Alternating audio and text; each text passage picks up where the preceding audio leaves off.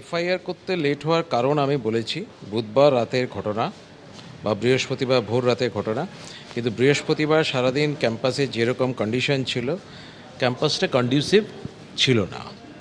যে আমরা এখানে মেইন বিল্ডিংয়ে এসে কাজ করব, আমি প্রভিসি বা রেজিস্ট্রার আমরা কেউই কিন্তু সেদিন মেইন বিল্ডিং আসতে পারিনি বিভিন্ন কারণে।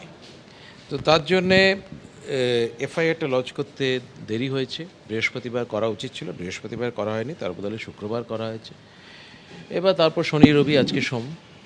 এবার অ্যাকশনের ব্যাপারটা তো গোটাটাই পুলিশের পক্ষ থেকে, পুলিশ আমাদের কাছে পাঠিয়েছে আর কি, চিঠি পাঠিয়েছে যে আমাদের তরফ থেকে যেসব সাহায্যগুলো করার সেই সাহায্যগুলো আমরা করব। মানে সাহায্য মানে হচ্ছে সমস্ত এভিডেন্স, তারপর হচ্ছে ক্যামেরা ফুটেজ, তো সেগুলো আমরা দেব, সমস্ত হচ্ছে পুলিশকে আমরা জাস্ট হচ্ছে প্রোভাইড করব।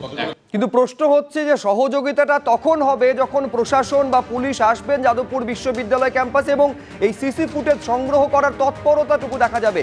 সেই সিসি ফুটেজ সংগ্রহ করা হয়নি, ফলে একজনকে জিজ্ঞাসাবাদও করেনি পুলিশ, গ্রেফতারি তো অনেক দূরের কথা। জানিয়ে বিভিন্ন মহল থেকে প্রশ্ন উঠতে শুরু করেছে। প্রশ্ন তুলেছেন প্রদেশ কংগ্রেস সভাপতিও।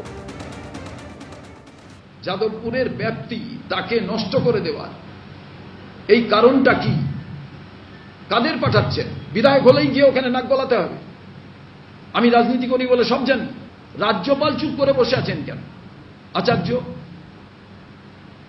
তার কাছ থেকে তো কোনো কথা শুনতে পাচ্ছি না। এই রকম ঘটনা যাদবপুরে হয়ে যাচ্ছে। কলেজ বিশ্ববিদ্যালয়গুলো রেগুলার স্টুডেন্টের জায়গা হিসেবেই ছেড়ে দেওয়া দরকার, যারা পড়াশুনো করে। তো যাদবপুরের ভেতরে আরএসএসকে ঢোকাতে চায়, মনুবাদী চিন্তাকে ঢোকাতে চায়, যা জেএনইউতে করেছে। আসল কথা, উৎকর্ষতা নষ্ট করতে চায়। তাণ্ডবের 37 ঘন্টা পর অভিযোগ দায়ের হয়েছে। এদিকে যাদবপুর বিশ্ববিদ্যালয়ের যে নিজস্ব অভ্যন্তরীণ তদন্ত, তা নিয়েও বিশ্ববিদ্যালয় কর্তৃপক্ষ হোঁচট খেয়েছে। যাদবপুরের তদন্ত কমিটির চেয়ারম্যান হওয়ার প্রস্তাব প্রত্যাখ্যান করেছেন নেতাজি সুভাষ মুক্ত বিশ্ববিদ্যালয়ের প্রাক্তন উপাচার্য।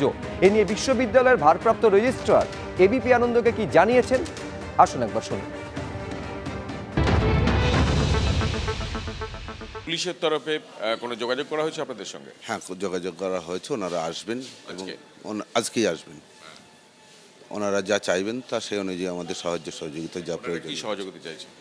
সিসিটিভি ফুটেজটা মোটামুটি বলেছেন, তো সেটা আমরা রেস্টোর করা আছে, সেটা আমরা ওদেরকে হ্যান্ড ওভার করব। আপনার কতগুলো ক্যামেরা সিসিটিভি ফুটেজ রেস্টোর করা আছে বা সেদিন? আমাদের নর্মালি যে ব্যাকআপ আছে সেই ব্যাকআপে আছে আলাদা করে।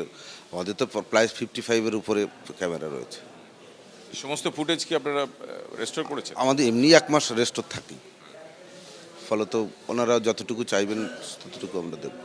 পুলিশ যে এত মানে ঘন্টা কেটে গেল, 5 দিন কেটে গেল, এখনো পর্যন্ত কাউকে জিজ্ঞাসাবাদ করলো না, আপনারা কি বলবেন এটা নিয়ে?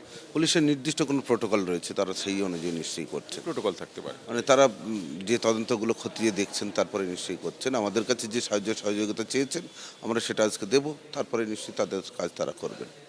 এবিপি আনন্দ, এগিয়ে থাকে, এগিয়ে রাখে।